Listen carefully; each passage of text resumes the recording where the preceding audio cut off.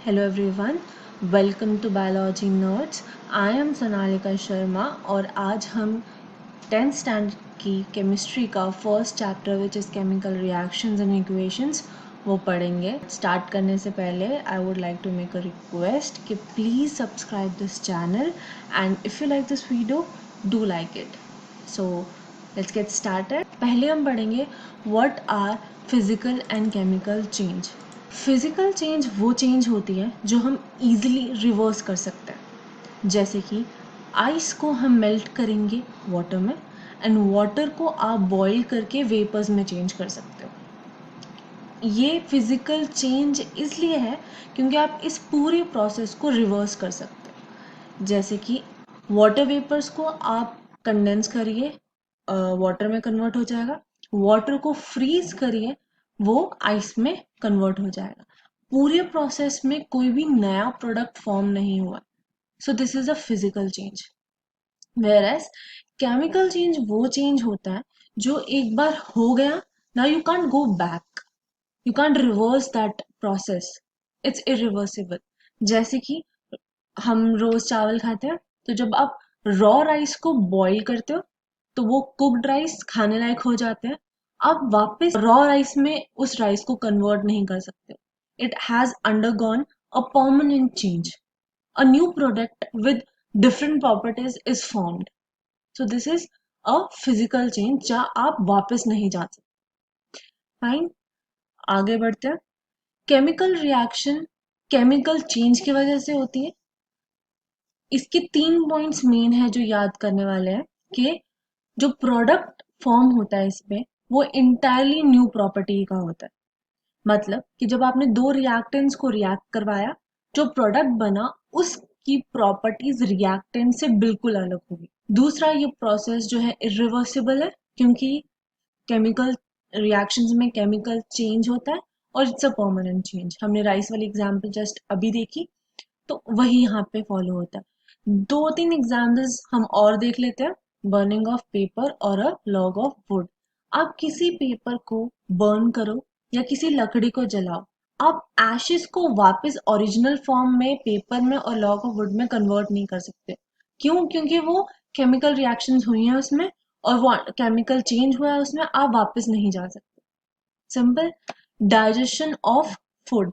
I hope Shruti ma'am की lectures में आपने डाइजेशन ऑफ फूड पढ़ लिया है इन ह्यूमन बींग्स। तो डाइजेशन में एक complex food particle simpler particles में कन्वर्ट होता है। जो सिंपलर फॉर्म में डाइजेशन हो रही है, क्या उससे वापस जिस फॉर्म में आपने खाना इंजेस्ट किया था, आपने जिस फॉर्म में खाना खाया था, उस फॉर्म में आप उसको कन्वर्ट कर सकते हो? नहीं। क्यों? क्योंकि उसमें केमिकल रिएक्शंस हुई हैं। Boiling of egg simple example है।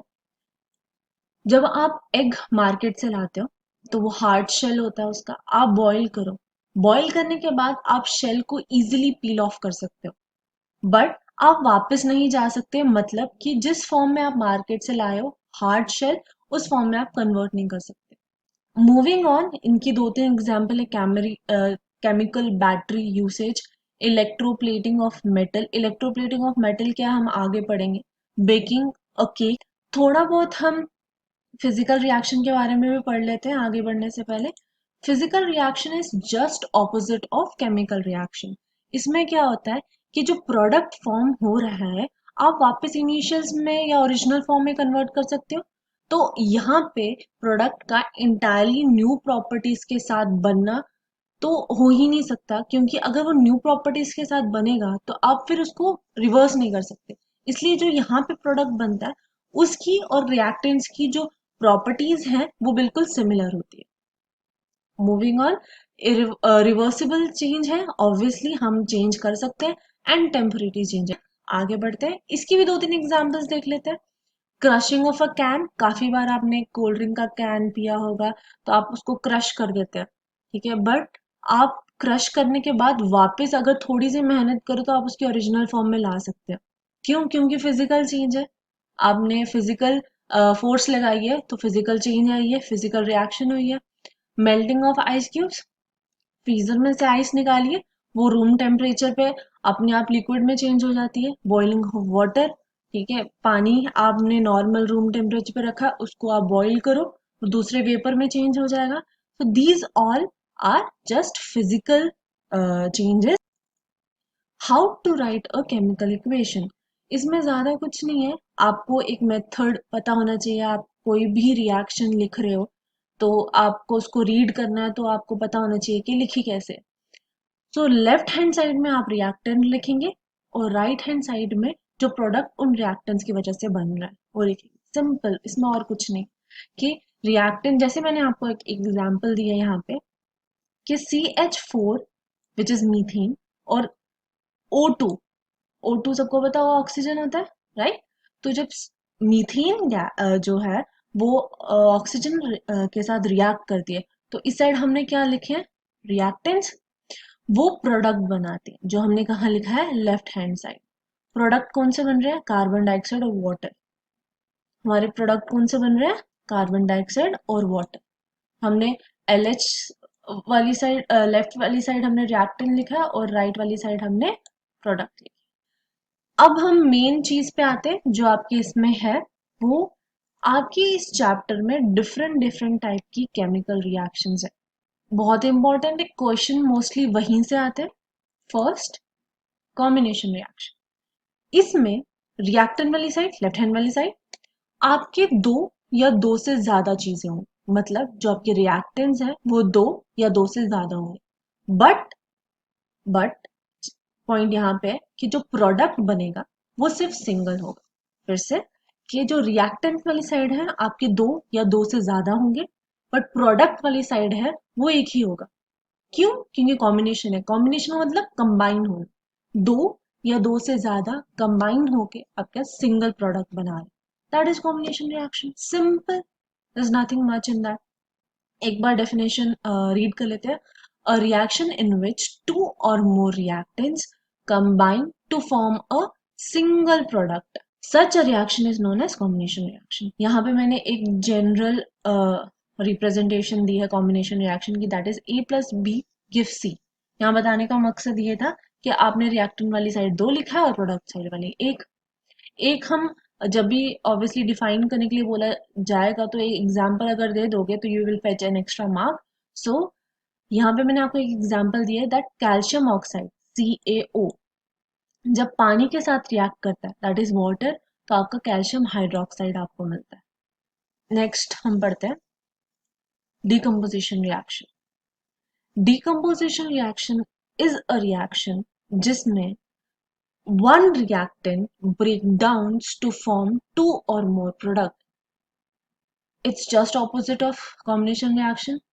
पढ़ के ही पता चल रहा है कि यहाँ पे रिएक्टेंट वाली साइड एक है, बट आपके जो प्रोडक्ट बन रहे हैं वो दो या दो से ज्यादा बन रहे हैं।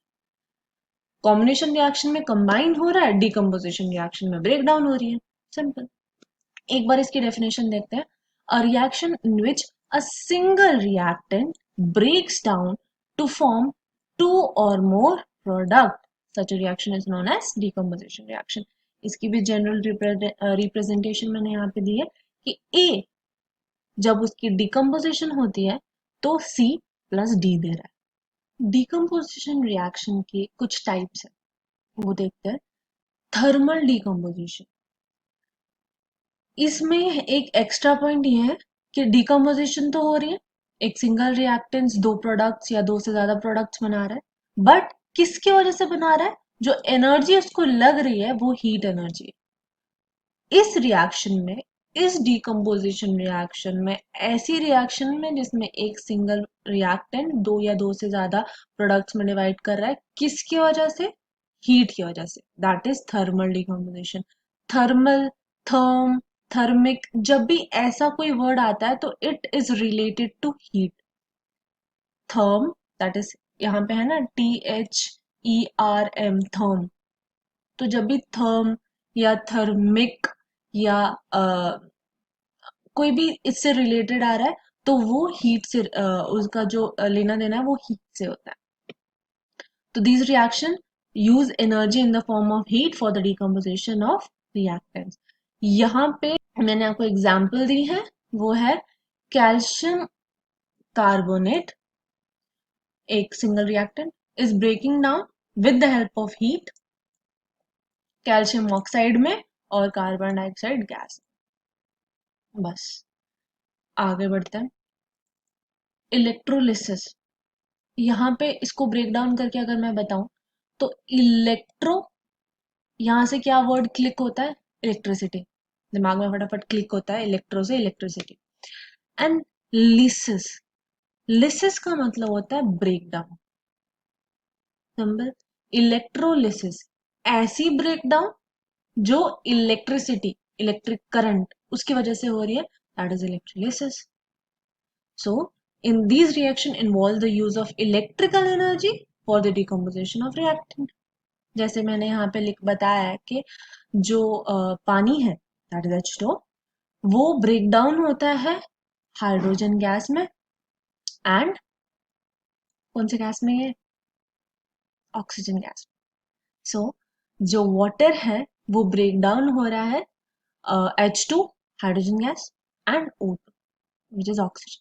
किसकी प्रेजेंस में? जो मैंने एरो के ऊपर बताया है, that is electric current. Photolysis, photo break down को, हर चीज को ब्रेक डाउन करके पढ़ेंगे तो काफी आसानी हो जाती है कि फोटो मतलब लाइट, एनालिसिस मतलब सेम इलेक्ट्रोलिसिस वाला लिसिस, लिसिस मतलब ब्रेक डाउन। इसका एक और नाम है फोटोकेमिकल डिकम्पोजिशन। फोटोलिसिस का मतलब हो गया कि वो ब्रेक डाउन जो फोटो की वजह से होती है, एंड फोटो का मतलब होता है लाइट। फोटोसिंथेसिस पढ़ा है आपने, फोटो मीन्स लाइट। तो ऐसी ब्रेकडाउन, ऐसी लिसिस ब्रेकडाउन जो फोटो दैट इज लाइट की वजह से हो रही है, उनको हम बोलते हैं फोटोलिसिस डिकम्पोजिशन। तो इसमें जो एनर्जी इन्वॉल्व हो रही है, यूज ऑफ लाइट एनर्जी, किस पर्पस के लिए हम क्या पढ़ रहे हैं यहाँ पे? डिकम्पोजिशन रिएक्शन, तो डिकम्पोजिशन के लिए। यहाँ पे मैंने सेम ऊपर जैसे बताया, AgCl सिल्वर क्लोराइड जो ब्रेक डाउन हो रहा है सनलाइट की वजह से। एरो के ऊपर मेंशन करना जरूरी है किस वजह से ब्रेक डाउन हो रही है, सिल्वर और क्लोरीन में। आगे बढ़ते हैं। एक्सोथर्मिक रिएक्शन, एक्सो मीन्स एग्जिट, ऐसे याद रखना जरूरी है क्योंकि आसानी रहती है, अगर कोई भूल जाए तो लॉजिक यूज कर सकता है कि एक्सो का मतलब हो गया एग्जिट। एंड थर्मिक, मैंने पहले बताया था, thermal, thermic, it's related to what? Heat. ऐसी रिएक्शन जिसमें हीट एग्जिट करती है, मतलब कि एक बार इसकी डेफिनेशन देखते हैं फिर बात करते हैं इसके बारे में कि reaction in which heat is released और लिबरेटेड और एवोल्यूटेड, कोई भी डेफिनेशन आपकी आपकी बुक्स में हो सकती है, उन रिएक्शंस को बोलते हैं हम exothermic reactions. Any reaction in which heat is evolve, heat is liberated or heat is released is called like exothermic reaction। तो यहाँ पे मैंने वही एक एग्जाम्पल रिएक्शन उठाई है। मीथेन गैस जो है वो ऑक्सीजन गैस के साथ रिएक्ट कर रही है, तो वो carbon dioxide, water and heat. यहाँ पे हमारा मेन मतलब हमारा सेंटर ऑफ फोकस हीट होना चाहिए। क्यों? क्योंकि हम एक्सोथर्मिक रिएक्शन कर रहे हैं। ऐसी रिएक्शन जिसमें हीट लिबरेट हो, उनको हम क्या बोलते हैं? Exothermic reaction. Respiration, I know कि श्रुति मैम ने अभी तक रेस्पिरेशन पढ़ा दिया। तो रेस्पिरेशन में क्या हो रहा है कि आपको एनर्जी मिल रही है, राइट? तो वहां पे एनर्जी कौन से फॉर्म में मिल रही है? एटीपी के फॉर्म में। तो जितनी भी जो भी रेस्पिरेशन हो रहा है उसमें वो रिएक्शन एक्सोथर्मिक रिएक्शन है क्योंकि वहां पे हीट लिबरेट होती है। कंबशन मतलब कोई चीज जलाना। अब यहाँ पिक्चर में देखिए, जब हम कोई लकड़ी जलाते हैं तो जब सर्दियां होती हैं हम ऑब्वियसली लकड़ियां जलाते हैं, उसके आगे बैठते हैं ताकि हमें हीट मिल सके, हम कोल्ड को फाइट कर सकें, राइट? तो वहां पे कौन सी रिएक्शन हो रही है? एक्सोथर्मिक रिएक्शन, क्योंकि हीट रिलीज हो रही है। न्यूक्लियर फिशन, फिशन का मतलब होता है ब्रेक डाउन और न्यूक्लियर का मतलब न्यूक्लियस। अभी आने वाले और वीडियोस में हम बात करेंगे इस बारे में। न्यूक्लियस किसी भी एटम का जो सेंटर होता है वो न्यूक्लियस होता है, जिसमें प्रोटॉन्स और न्यूट्रॉन्स होते हैं। सॉरी फॉर माय ड्राइंग, ठीक है? प्रोटॉन्स होते हैं और जो इलेक्ट्रॉन्स होते हैं वो शेल में रिवॉल्व करते हैं आसपास, न्यूक्लियस के आसपास। तो ये इस न्यूक्लियस के जो ब्रेकडाउन है उसको हम न्यूक्लियर फिशन बोलते हैं, और इसमें tremendous amount of heat release होती है। एटम बॉम्ब्स, राइट, जब वो एक्सप्लोड होते हैं कितनी लाइफ कितनी प्रॉपर्टी का नुकसान होता है। क्यों? क्यों? वहां पे बहुत ज्यादा अमाउंट में हीट और लाइट जो है वो रिलीज होती है। जब भी आप किसी एसिड को वाटर में डालते हो, तो अगर आप घर में तो ये आई थिंक नहीं करते हैं, तो जब आप लैब में जाओगे आप एसिड के अंदर वाटर मिक्स करोगे, सॉरी, जो वाटर है, एसिड है, वो वाटर में मिक्स करोगे तो आपकी टेस्ट ट्यूब बहुत गर्म हो जाती है। वो आप होल्ड नहीं कर पाओगे। क्यों? क्योंकि बहुत ज्यादा वहां पे हीट रिलीज होती है, क्योंकि एक्सोथर्मिक रिएक्शन वहां हो रही होती है। उसी से मिलता जुलता और उसके opposite is endothermic reaction. Endo यहाँ से याद रखना है, एंडो मतलब एंटर करना और इनसाइड, और थर्मिक मतलब वही हमारा हीट, थर्मिक का मतलब हीट। तो ऐसी रिएक्शन जिसमें हीट एब्जॉर्ब हो रही है उनको हम बोलते हैं एंडोथर्मिक रिएक्शन। ठीक है, ये it's a very famous reaction जो आपने बहुत बार देखी होगी। ये रिएक्शन किसकी है? फोटोसिंथेसिस की, राइट। फोटोसिंथेसिस में क्या हो रहा है, आपने बहुत बार देखी होगी 10th स्टैंडर्ड में, तो आपकी तो ये आपको आपकी रिलीजियस है ये रिलीजियस इक्वेशन है कि कार्बन डाइऑक्साइड पानी के साथ रिएक्ट करेगा सनलाइट की प्रेजेंस में, तो आपको ग्लूकोज और ऑक्सीजन गैस मिलती है। फोटोसिंथेसिस की रिएक्शन है फोटोसिंथेसिस, जिसमें ग्रीन प्लांट्स अपना खाना खुद बनाते हैं, राइट। किसकी प्रेजेंस में? कार्बन डाइऑक्साइड हमने लिख दिया, वाटर हमने यहाँ पे लिख दिया, सनलाइट जो क्लोरोफिल ट्रैप करता है, और हमें मिलता क्या है? ग्लूकोज और ऑक्सीजन गैस। हमने अभी तक जो एक चीज स्किप की होगी यहाँ पे वो थी हीट। हीट, इसमें अगर सनलाइट एब्जॉर्ब हो रही है तो लाइट के साथ साथ हीट भी तो एब्जॉर्ब हो रही है। तो जो फोटोसिंथेसिस वाली जो आपकी रिएक्शन है वो एंडोथर्मिक रिएक्शन है। क्यों? क्योंकि हीट जो है वो एब्जॉर्ब हो रही है। आप देखिए जो एंडोथर्मिक रिएक्शन है वो वहां पे मैंने हीट रिएक्टेंट वाली साइड रखी है। क्यों? क्योंकि हीट एब्जॉर्ब हो रही है। यहाँ पे अगर हम देखें एक्सोथर्मिक वाली रिएक्शन हमने प्रोडक्ट वाली साइड रिलीज हुई है, लिखी है, क्योंकि यहाँ पे रिलीज हो रही है, राइट। इसकी भी थोड़ी हम एग्जांपल्स देख लेते हैं। मेल्टिंग ऑफ आइस, आपने कभी भी जब फ्रीजर से, अभी तो गर्मी का मौसम है, अभी राइट नाउ गर्मी का मौसम में जब हम ये वीडियो अपलोड हो रही है, तो जब आइस आप निकालोगे फ्रीजर से, तो आइस में आप कभी नोटिस करना, वो क्या नाम है, ऐसे धुआं सा निकलता है। वो धुआं क्या है? जैसे आपने आइस फ्रीजर से निकाले वो रूम टेम्परेचर पे आई, तो आइस अपनी हीट रिलीज करती है ताकि वो पानी में कन्वर्ट हो सके, राइट।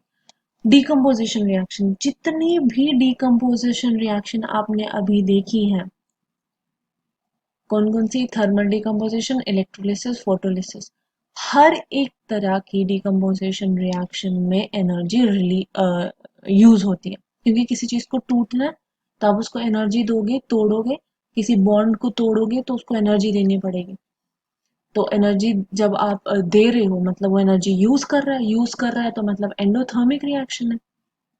आई डोंट नो आप लोगों में से किसको पता है सब्लिमेशन क्या होता है, पर पता होना जरूरी है। सब्लिमेशन है कि जब आप किसी मैटर को सॉलिड स्टेट से सीधा का सीधा वेपर स्टेट में कन्वर्ट कर दो without entering liquid state, that is sublimation.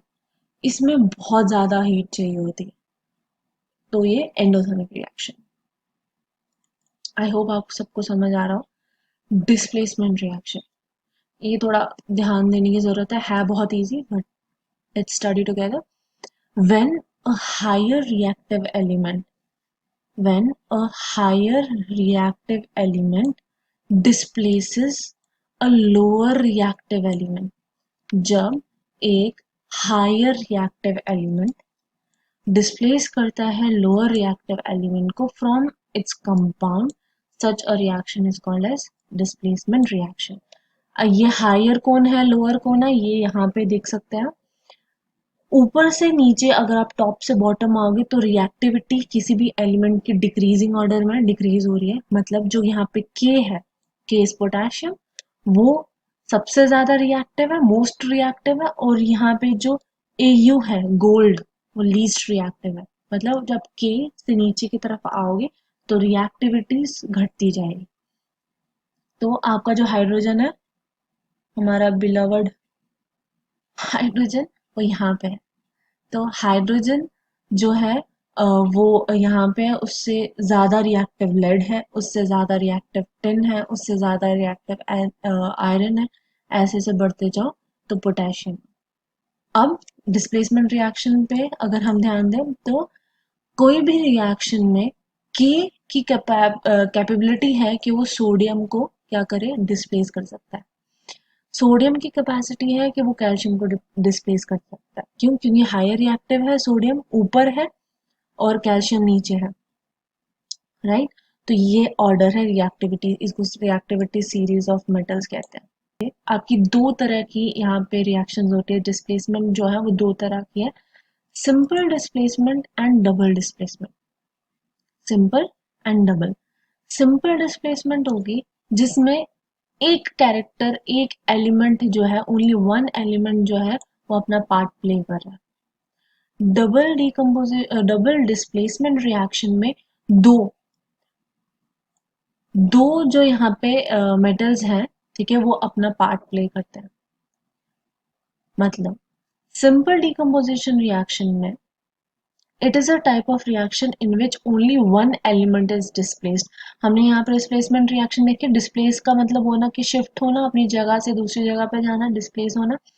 तो सिंपल डिस्प्लेसमेंट होगी कि जिसमें एक एलिमेंट जो है वो अपनी जगह से दूसरी जगह में जाता है, जो डिस्प्लेस करता है एक एलिमेंट को। क्या अभी तक अगर समझ नहीं आता तो इस स्टेप में समझ में आ जाएगा कि a chemical reaction where an element react with compound and takes place of another element in that compound। मतलब जिसमें एक एलिमेंट रिएक्ट कर रहा है कंपाउंड के साथ, अकेला एलिमेंट है जो कंपाउंड के साथ रिएक्ट कर रहा है, और उस कंपाउंड में से एक को रिमूव करके उसकी जगह ले लेता है। जैसे कि यहाँ पे अगर हमने रेड में देखो A plus X Y, it's general representation, ठीक है। ए प्लस एक्स वाई जो है वो रिएक्ट करा, तो यहाँ पे ए जो हो गया a single element and X Y compound. A जब एक्स वाई के साथ रिएक्ट करता है तो एक्स को निकाल देता है अकेला और खुद जगह ले लेता है वाई के साथ। तो ए प्लस एक्स वाई जो है उसने ए को ए ने एक्स के साथ अपना वाई के साथ अपना कंपाउंड बना लिया और एक्स को अकेला कर दिया। एग्जाम्पल, जिंक कॉपर सल्फेट के साथ रिएक्ट करता है, तो जिंक ने कॉपर की जगह ले ली और कॉपर बेचारा अलग हो गया। This is simple displacement reaction. ये क्यों हुई? क्योंकि हायर रिएक्टिव एलिमेंट ने लोअर रिएक्टिव एलिमेंट को डिस्प्लेस किया। अगर रिएक्टिविटी सीरीज देखें तो जिंक कहाँ है? यहाँ। और कॉपर कहाँ है? यहाँ, हाइड्रोजन से भी नीचे, राइट। तो ये हायर रिएक्टिव एलिमेंट ने लोअर रिएक्टिव एलिमेंट को डिस्प्लेस कर दिया। डबल डिस्प्लेसमेंट देख लेते हैं एक बार। It is a type of reaction in which switching, switch मतलब अपनी जगह को अदल बदल कर लेना, ठीक है। A chemical reaction in which two different ions or group of an atom react in the reactant molecule, reactant वाली side displaces each other। अगर यहाँ पे देखो A भी है, यहाँ पे A अकेला था, अभी इस डबल डिस्प्लेसमेंट में B को साथ लेके आया, तो जो ए बी है वो एक्स वाई के साथ रिएक्ट कर रहा है। तो ए ने किसके साथ कंपाउंड बना लिया? वाई के साथ, और एक्स ने बी के साथ। इन्होंने अपनी जगह बदल ली। मतलब यहाँ पे बेचारा एक्स जो है सिंपल डिस्प्लेसमेंट में अकेला रह जाता है, बट यहाँ पे जब ए बी को लेके आ रहा है और अगर ए ने वाई के साथ अपना बॉन्ड बना लिया तो एक्स के लिए बी जो है वो फ्री बच जाता है, तो इसलिए एक्स जो है वो बी के साथ कंपाउंड बना लेते हैं। AgNO3 जो है NBr के साथ रिएक्ट करेगा तो AgBr ये PPT के फॉर्म में बनेगा और NeNO3 बन जाएगा। सिंपल। आगे बढ़ते हैं। ऑक्सीडेशन रिएक्शन, ऑक्सी मतलब ऑक्सीजन, यहाँ से याद रखना है।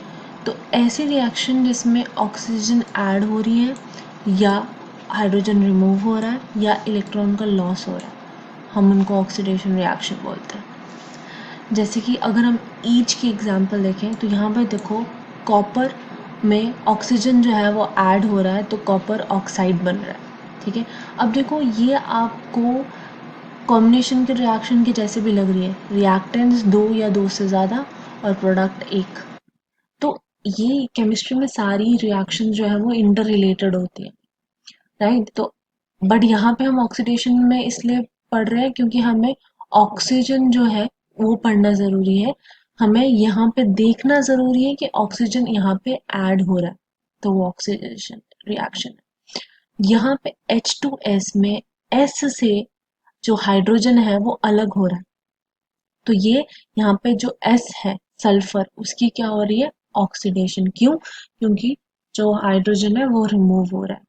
यहाँ पे जिंक जो है उससे दो इलेक्ट्रॉन्स जब आप ले लो या वो जब वो दो इलेक्ट्रॉन्स लूज कर देता है तो दो इलेक्ट्रॉन्स नेगेटिव होते हैं, तो अगर कोई एलिमेंट उसको लॉस करेगा तो उसमें पॉजिटिव चार्ज आएगा। तो यहाँ पे उसने दो इलेक्ट्रॉन लूज किए, मतलब दो नेगेटिव चीजें, दो नेगेटिव इलेक्ट्रॉन लूज किए, तो पॉजिटिव चार्ज कितना आया, दो। तो यहाँ पे लॉस ऑफ इलेक्ट्रॉन हो रहा है, तो इस पे जिंक की यहाँ पे ऑक्सीडेशन हो रही है। रिडक्शन मतलब जिसमें ये इट्स ऑपोजिट ऑफ ऑक्सीडेशन, जहाँ पे वहाँ पे एडिशन ऑफ ऑक्सीजन हो रहा है, यहाँ पे एडिशन ऑफ हाइड्रोजन हो रहा है। वहाँ पे रिमूवल ऑफ हाइड्रोजन हो रहा है, यहाँ पे एडिशन रिमूवल ऑफ ऑक्सीजन हो रहा है। वहाँ पे रिमूवल ऑफ हाइड्रोजन हो रहा था, यहाँ पे रिमूवल ऑफ ऑक्सीजन हो रहा है। वहाँ पे लॉस ऑफ इलेक्ट्रॉन हो रहा था, यहाँ पे गेन ऑफ इलेक्ट्रॉन हो रहा है। इसकी ईच की एग्जाम्पल देखो, KClO3, यहाँ पे ऑक्सीजन जो है वो लूज हो रहा है, KCl अलग हो गया, O अलग हो गया, loss removal of oxygen, this is reduction reaction. NaH2, इसमें Na जुड़ रहा है, ये दोनों कंबाइन हो रहे हैं तो बना रहा है NaH, मतलब N के साथ H जुड़ गया, addition of hydrogen, this is reduction reaction. यहाँ पे जिंक टू पॉजिटिव ने दो इलेक्ट्रॉन लेके जिंक बना लिया वापस, ऑक्सीडेशन रिएक्शन में लूज कर रहा था ना, यहाँ पे गेन कर रहा है, राइट। तो यहाँ पे इसकी रिडक्शन हो रही है। तो अगर आप ऑक्सीडेशन में से सिर्फ इन रिडक्शन ऑक्सीडेशन और रिडक्शन में से एक भी याद कर लोगे तो आपको अगले का तो उल्टा करना है। अगर आप देखो यहाँ पे मैंने और यूज किया, मतलब तीनों कंडीशनों में से एक होना जरूरी है, मतलब या तो एडिशन ऑफ ऑक्सीजन हो या रिमूवल ऑफ हाइड्रोजन हो या लॉस ऑफ इलेक्ट्रॉन। तो ये क्या हो रहा है, ऑक्सीडेशन रिएक्शन। वैसे रिडक्शन में एडिशन ऑफ हाइड्रोजन होना चाहिए और रिमूवल ऑफ ऑक्सीजन होना चाहिए या गेन ऑफ इलेक्ट्रॉन होना चाहिए। अब रिडॉक्स रिएक्शन अगर हम देखें, रिडॉक्स में RED ये आ रहा है रिडक्शन में से और OX ऑक्सीडेशन से आ रहा है। तो a chemical reaction in which both oxidation and reduction दोनों हो साइमल्टेनियसली, मतलब एक साथ हो, तो उनको हम बोलते हैं रिडॉक्स रिएक्शन, राइट। ये ब्यूटीफुल एग्जाम्पल है, इससे बहुत अच्छे से समझ में आ गया रिडॉक्स रिएक्शन क्या होती है। ये देखिए, कॉपर CO, जब प्रोडक्ट वाली साइड उसको देख रहे हैं तो Cu अलग हो गया, तो Cu की यहाँ क्या होगी, रिडक्शन। क्यों? क्योंकि loss of oxygen is reduction. H2 का प्रोडक्ट वाली साइड में एडिशन ऑफ ऑक्सीजन हुआ, तो addition of oxygen is oxidation. इस एग्जाम्पल को देखें, FeO में यहाँ वाली साइड O अलग हो गया Fe से, तो यहाँ पे Fe की रिमूवल ऑफ ऑक्सीजन होने की वजह से रिडक्शन हो गई, Fe इज आयरन।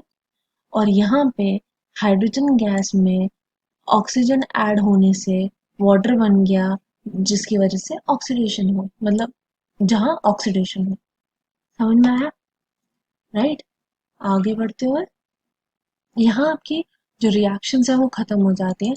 एक आपका छोटा सा टॉपिक है यहाँ पे, corrosion and it's prevention. Slow eating up of metal surface, ये मेरे पता नहीं कर्व क्यों हो गया, sorry for that. Slow eating of metal surface, अभी भी कर्व हो रहा है।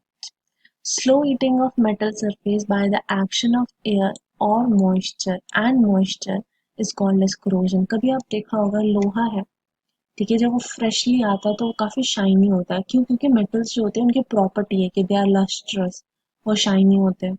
तो बट अगर किसी भी आयरन से अगर एक उसकी लेयर से पेंट हट जाए, जो आपकी मेटल सरफेस है वो एक्सपोज होगी एयर और मॉइस्चर में, तो एयर और मॉइस्चर जो है वो आयरन के साथ रिएक्ट करने लग जाएगा। तो उसकी वजह से क्या होगा, लेयर बाय लेयर जो है वो मेटल जो है वो इरोड अवे होता जाता है, मतलब खत्म होता जाता है। That is corrosion। और corrosion ऑफ आयरन को, स्पेसिफिकली आयरन की corrosion को हम रस्टिंग बोलते हैं। आपने काफी बार देखा होगा कि आयरन को जंग लग जाता है, आयरन को जंग लगता है, तो वो जो वो जंग तभी लगता है जब उसका जो मेटल्स के ऊपर से, आयरन के ऊपर से पेंट हट जाता है। अब हमें पता है कि सीधा अगर मेटल एयर के कांटेक्ट में आएगा तो वो खत्म होता जाएगा। तो हम क्यों ना मेटल और एयर के बीच में बैरियर ले आए। वो बैरियर हम लाते हैं बाय पेंटिंग। अपने आयरन को पेंट करते हो, जब अलमारी पुरानी हो जाती है, उसको जंग लगने लगता है, तो हम उसको पेंट कर देते हैं। पेंट करने से उसकी लाइफ बढ़ जाती है। क्यों? क्योंकि हमने मेटल के सरफेस से और बाहर एटमॉस्फेयर के बीच में एक बैरियर ले आया पेंट का। ग्रीसिंग में वैसा होता है। अब रहा गैल्वेनाइजेशन और इलेक्ट्रोप्लेटिंग। मतलब इलेक्ट्रिसिटी की वजह से हम जो है किसी भी मेटल के ऊपर प्लेट, मतलब उसकी प्लेटिंग कर देते हैं, जिसकी वजह से वो इसका एक्सपोजर जो है एटमॉस्फेयर से खत्म हो जाए। अब गैल्वेनाइजेशन क्या होती है, मैं आप पे छोड़ती हूँ कि आप जरा ढूंढने कि गैल्वेनाइजेशन क्या होती है। एंड यू डोंट वरी, अगली वीडियो की स्टार्टिंग में मैं आपको बता दूंगी गैल्वेनाइजेशन क्या होती है, राइट। बट थोड़ा काम आप पे भी छोड़ते हैं। तो गैल्वेनाइजेशन क्या होती है आप ढूंढिए, नेक्स्ट टाइम हम इसके बारे में बात करेंगे, मैं आपको बताऊंगी। नहीं तो प्लीज ड्रॉप द कमेंट नीचे, मैं बताऊंगी कि किसका आंसर सही था, और फिर मैं आपको सही आंसर भी बता दूँ नेक्स्ट वीडियो। आगे बढ़ते हैं, रेंसिडिटी क्या होता है। Process of slow oxidation of oil and fat present in the food material resulting in the change of smell and taste in them। अब हम देखें कभी अभी जब भी गर्मियों का मौसम आता है तो जो खाना है हम फ्रिज में रखते हैं, राइट, ताकि खराब ना हो जल्दी। क्योंकि हम यहाँ पे आर्टिफिशियल बैरियर लगा देते हैं कि एयर जो है वो कांटेक्ट में ना आए ऑयल और फैट्स के। क्योंकि अगर आएगी तो वहां पे वो रिएक्ट कर जाएगा ऑयल और फैट के साथ, जो एयर है उसकी ऑक्सीडेशन हो जाएगी, जिसकी वजह से खाना खराब हो जाता है। इसलिए जो ऑयल और फैट वाली चीजें होती हैं जिनसे हम तेल से फ्राई करके कोई चीज निकाल रहे हैं, या यूजुअली हम जब भी कोई वेजिटेबल या वेजिटेबल पकाते हैं या कोई दाल बनाते हैं, तो उसमें हम ऑयल यूज करते हैं। तो जब ऑयल या घी जब यूज करते हैं, तो जब हम उसको काफी टाइम तक रखते हैं, तो वहां पे एयर के साथ उसकी रिएक्शन होती है, जिसकी वजह से आफ्टर सम टाइम, यहाँ पे लिखा है स्लो ऑक्सीडेशन, राइट, मतलब ये प्रोसेस स्लो होता है। 1-2 घंटे में कुछ नहीं होगा, बट थोड़ी देर के बाद वो खराब होने लगता है। ठीक है, जैसे आधा दिन निकल गया या 1 दिन में वो चीज़ खराब हो जाए। सो ये रहा रेंसिडिटी, राइट। सो इसके साथ हम लेक्चर के एंड पे आते हैं। So thank you for joining me again. I am Sonalika Sharma. And don't forget, please don't forget to subscribe this channel Biology Nerds। इस लेक्चर की मैं पीडीएफ ग्रुप में डाल दूंगी, ठीक है। और जो हमारा टेलीग्राम में ग्रुप है उसका लिंक आप नीचे देख लीजिए, वीडियो के नीचे उसका लिंक मैं मेंशन कर दूंगी। और hit the like button if you like this video, and me and Shruti will work hard to make you understand the topic, and we will grow as our channel will grow. So please share this with your friends. Thank you. Stay tuned next lecture के लिए। मेरा next lecture most probably periodic table होगा। I know वो history chemistry का last chapter है, but उसको पहले पढ़ना इसलिए इम्पोर्टेंट है क्योंकि अगर आप वो पढ़ लोगे तो एसिड बेसिक सॉल्ट्स, मेटल और नॉन मेटल्स पढ़ना थोड़ी आसानी हो जाएगी उसमें, क्योंकि कंसेप्ट जो है वो पीरियोडिक टेबल में है। तो इसी के साथ bye bye, take care and study hard.